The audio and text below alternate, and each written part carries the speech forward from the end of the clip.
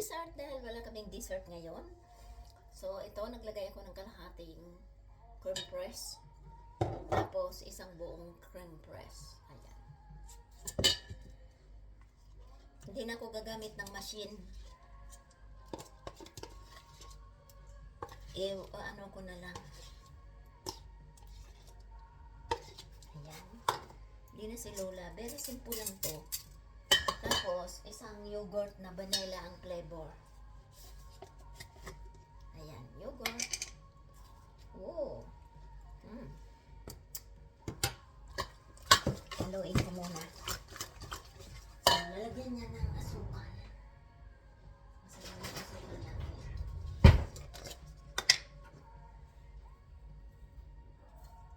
Hindi masyadong matamis kasi ayan, tama na yun. Kasi hindi pwede magkarakain ng marami.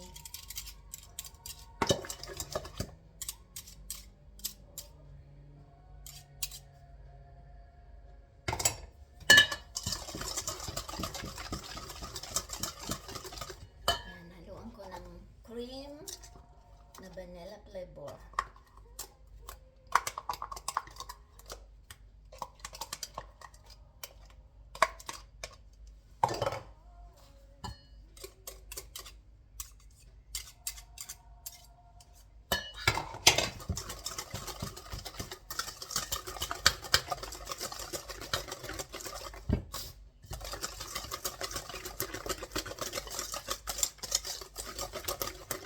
Parang ang laki ng aking lalagyan. Ilagay ko na nga lang sa maliit kasi parang ang laki naman ito. Ilagay ko na lang sa mga maliliit kung ba mga lagayan ng dessert. Marami naman ako dito. Ay. So, dito ko na lang ilagay. Tapos na yan eh. So, ito ay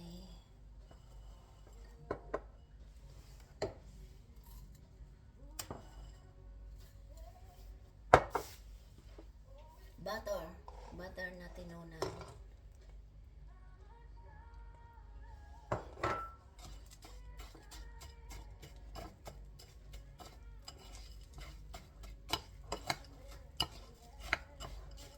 Ayan, biscuit to na granules na siya para hindi na ako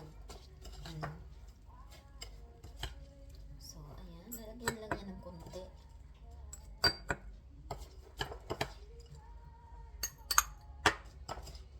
Yes, I will.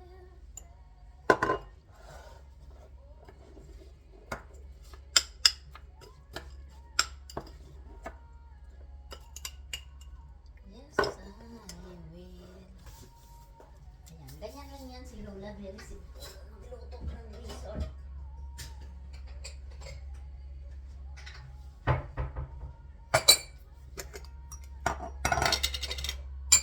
Yes, I will. Ayan, biscuit yan. Ayan, so may dessert na kami ni Lolo dahil wala kaming dessert ngayon. Banding time namin ngayon, hindi kami lumabas.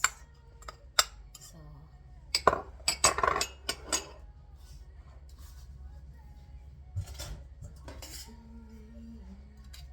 ayan, ganyan lang kasimple ang Lola magluto. Para sa amin lang na ni Lolo.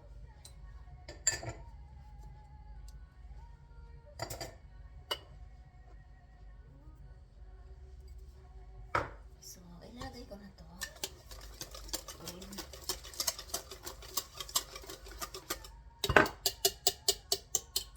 Yes, ito na rin kutsara ang gagamitin ko.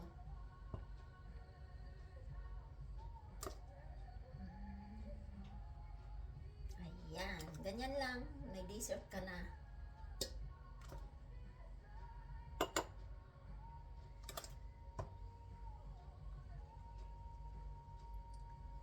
Ganyan lang ang gawa ni Lola.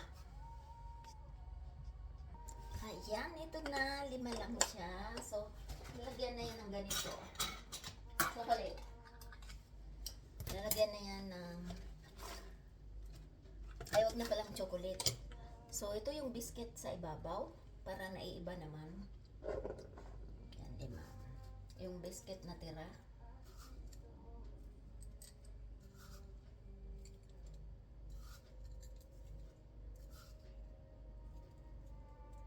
Ayan. Ayan ang dessert ng Lola for today. Ubusin na natin.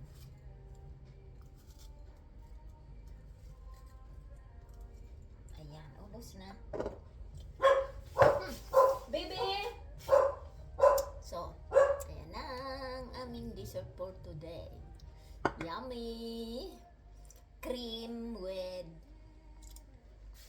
butter and biscuit at the top and bottom. Okay, yan ang dessert ng Lolo. Oh, ayun.